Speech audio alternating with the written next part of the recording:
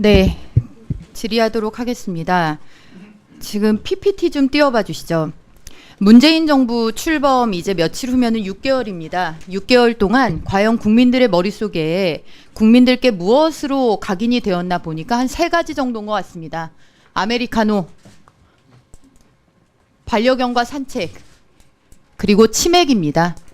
3가지 모두가 국민들께 이전과는 다른 정부의 모습을 보이겠다, 소통하겠다, 탈권위하겠다, 탈권위주의하겠다, 이런 것들을 염두에 둔 행보라고 보이지만 지금 현재 오늘 이 운영위 국감장에서도 볼 수 있듯이 민정수석은 출석하지 않았고, 그리고 저 매 순간마다 중요한 현안들에 대해서 정부가 제대로 보인 입장이란 것이 없습니다. 다음입니다.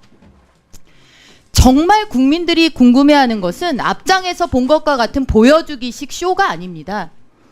안보, 경제, 그리고 새로운 정부를 이끌어갈 사람들의 면면입니다. 안보를 한번 보십시오.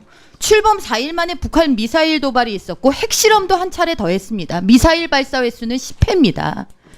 그런 정부가 사드는 오락가락 말바꾸기를 하더니 이제는 자신들의 지지층을 의식해가지고 임시자 붙여서 간신히 했습니다. 경제는 말할 것도 없습니다. 이 정부 들어서 오죽하면 시장이라는 말이 실종됐다는 얘기가 나옵니다. 국회 예산정책처 분석에 따르면 국가 채무가 문재인 정부 수준으로 가면 2018년에는 744조, 문재인 정부가 포문을 연 이런 각종 퍼주기, 포퓰리즘으로 가면 2060조에는 3999조로 국가 채무가 증가할 거다라는 예측이 나오고 있습니다. 그나마 세계 경제 위기를 관통하면서 우리나라를 지탱해준 유일한 힘이었던 재정 건전성이 무너지게 된다는 뜻입니다. 인사는 말할 것도 없습니다. 안경환, 김희수, 이유정, 조대엽, 박성진, 이 사람들의 낙마 사유를 차마 입에 올리기도 부끄러울 정도입니다.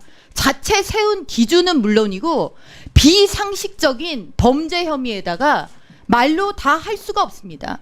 홍종학 후보자 같은 경우에는 이 모든 인사 참사에 이거는 완결판입니다.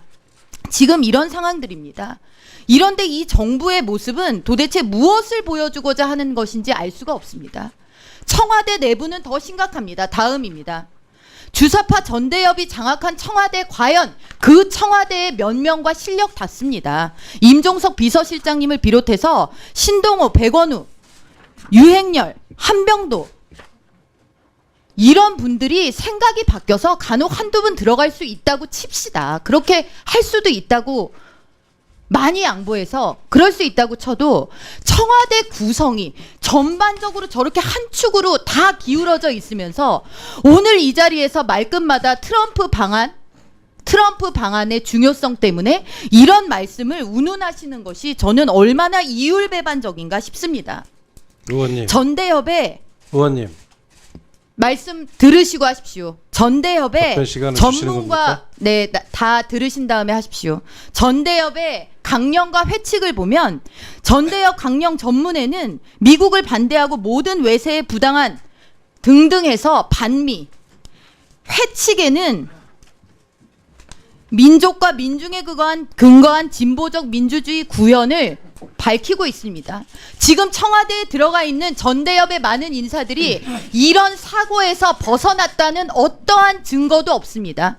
이런 사람들이 트럼프 방안에 대해서 얘기를 한다? 과연 트럼프 방안에 맞춰서 반미 운동하겠다, 시위하겠다라고 하는 분들의 생각과 무엇이 다른지 알 수가 없습니다. 더더군다나 지금 그 전대협에서 얘기한 이 진보적 민주주의는 헌법재판소에서 통진당 해산 판결의 주요 이유였습니다. 이것이 북한식의 사회주의를 추종하는 것이다. 이런 것에 대해서 전혀 입장 정리도 안 되신 분들이 청와대 내에서 일을 하시니까 인사참사 발생하고 커피 들고 치맥하는 게 중요한 게 아닌데 그런 거 하느라고 지금 정작 중요한 안보, 경제 하나도 못 챙기는 겁니다. 사회부총리는 더 심각합니다. 이분은 온통 반대한민국적인 주의와 주장으로 점천될 길을 걸었고 국회에서 그렇게 많은 부적격 사유를 제시했음에도 불구하고 인사 강행됐습니다. 이런 분이 교육부총리로 교육을 틀어지고 있습니다. 이것에 대해서도 청와대는 아무런 입장과 국민들에 대한 최소한의 설득 노력도 하고 있지 않습니다. 다음입니다. 넘어가 주십시오. 다음입니다. 자, 문정인 대통령 외교안보 특보 이분 발언도 지금 제가 말씀드린 전대협 방식의 사고방식과 전혀 다르지 않습니다. 김상곤 부총리 외교안보 특보 저 발언 내용들이 지금 저게 북한의 대변인이지 이게 지금 우리나라 안보 초유의 안보 상황에 대통령을 보좌하는 특별 보좌역의 입에서 나올 수 있는 얘기입니까? 핵보유국, 동결전제 한미훈련 중단, 정전협정을 평화협정으로 전환해야 된다. 사드가 해결되지 않으면 한미동맹 깨진다는 인식이 있는데 그렇다면 무슨 그게 동맹이냐. 남북대화하는데 북미대화 조건과 맞출 필요는 없다. 보좌 받을 예의 지키십시오. 예의 지키십시오. 이런 사람 보좌를 받으려고 하는 것입니까? 이런 식의 보좌를 받으시려고 뽑아놓은 거 아닙니까? 얘기하는데. 자, 질의가 진행되지 않습니다. 잠깐만 중단해 주십시오.